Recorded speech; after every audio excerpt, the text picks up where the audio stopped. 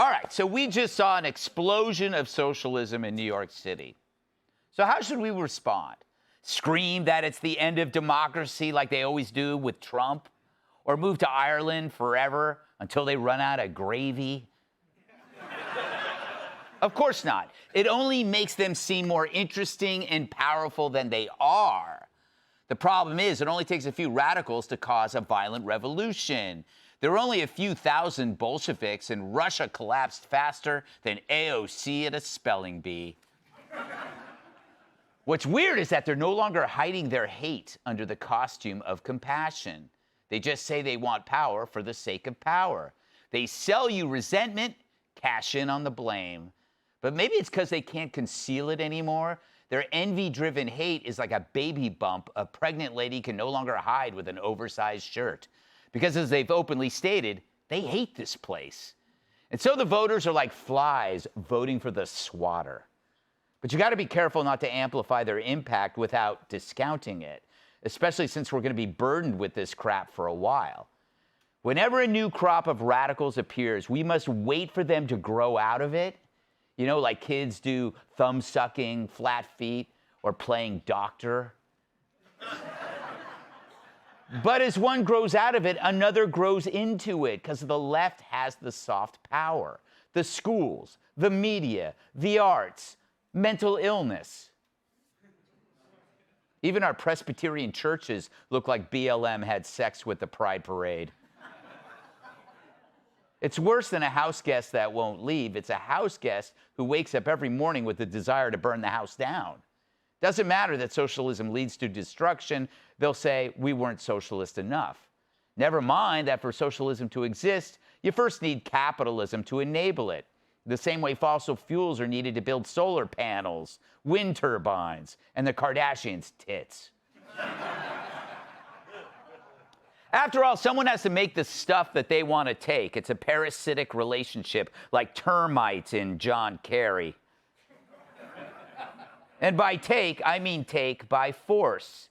Because quickly in a socialist world, people find that their jobs no longer pay. Everyone becomes equally poor. And what happens when you no longer want to paint houses or build roads because you can't live off the wage? Well, they're going to have to force you to do it. Like when Kilmeade held a gun to my head to guest host Fox and Friends. But why bother explaining? They aren't listening. It's like trying to explain checks and balances to Somalia, except it's here in our own country, and they don't care.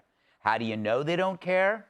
Well, if you were to criticize my skills as a host, would I care? Yes, it's my job. But if you were to criticize me over my soap carving, it means nothing to me. It's not my gig. It's the same with these radicals. Slam them over patriotism, economics, or civil behavior. It doesn't bother them because it's not their wheelhouse. What is? America's ruin. We always knew it was there. We warned Democrats about it, but they would just call us names. The Dems relied so much on demonizing us, they ignored the black mold growing in their own house. And that mold doesn't care how much you hate Trump or that you led his impeachment. Just ask Democrat Dan Goldman, who did both and lost.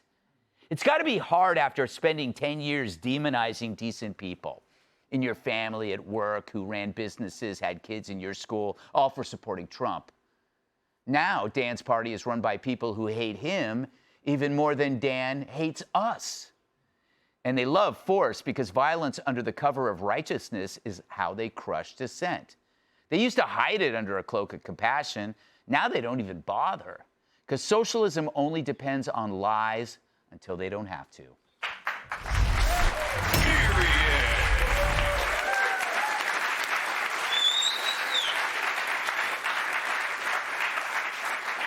Kennedy, I think we're in like in a weird place where you don't want to treat it like a bigger deal than it is, because it gives people like Hassan Piker a stage.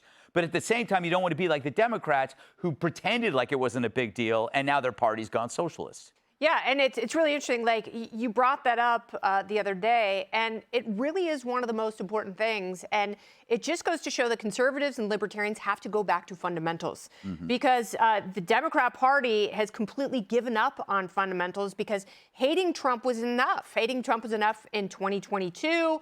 They won the midterms. They assumed that they were going to win the presidency in 2024 and ride that momentum. And the entire time, there has been a dearth of ideas, but a really big need for solutions. Yeah. So, this is exactly what happens. And the president has talked about, fighting fire with fire and activating the conservative ideas that he has been cultivating, that MAGA has been cultivating.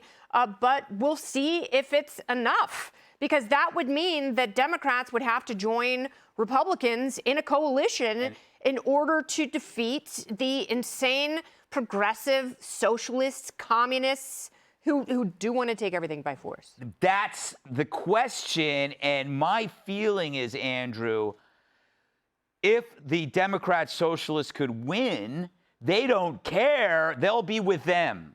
They won't go and go, we have to stop this rot. If these guys turn out to be the winners, we'll just become them. Yep. How much light is there between Brad Lander and Dan Goldman anyway? Well, because they only want and care about popularity. So if the DSAs are getting all the attention, the moderates are saying, I want that attention, because they become so obsessed with power and attention and all the things that we know politicians to be vain and all of that. But here's the problem, and you bring up a really good point, and I don't want to spend my time patting you on the back, but you have a nice back, and you've made some really good points. It's true.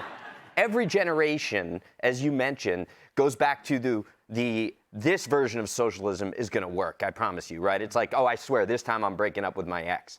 But it's really a virus that sits dormant under America. It's like the chicken pox, right? Yeah. And you can't vaccinate against it, because what we're trying to vaccinate against is stupidity. And we know that you can't fully vaccinate against stupidity, although we've tried in many generations. But it will always pop up. Maybe it comes forth in shingles in the next generation. And then you have the elderly, right, the shingles, the virus underneath, that say, yeah, you know what, heck, I like socialism. And that's the moderate wing of the Democrat Party that's getting eaten by the beast that they built. It's the Frankenstein effect. And it's always going to be there under the surface. And we have to be smarter, as you mentioned, with the coalitions between the libertarians and the Republicans and just pragmatically minded people, about educating people simply on why capitalism works, free market capitalism, and why this is a disaster.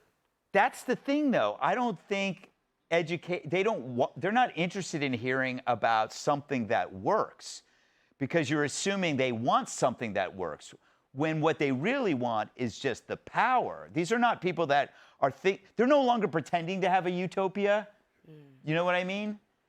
I'm not entirely sure, and I think that in terms of educating, it could be more the electorate that's being educated than the actual people who are running for office, because this really does appeal to a lot of people, particularly in my generation and the generation younger than I am, who kind of feel like this future that they spent their life preparing for, it hasn't worked out the way that they thought, and things are so much more expensive, and the whole world has changed now.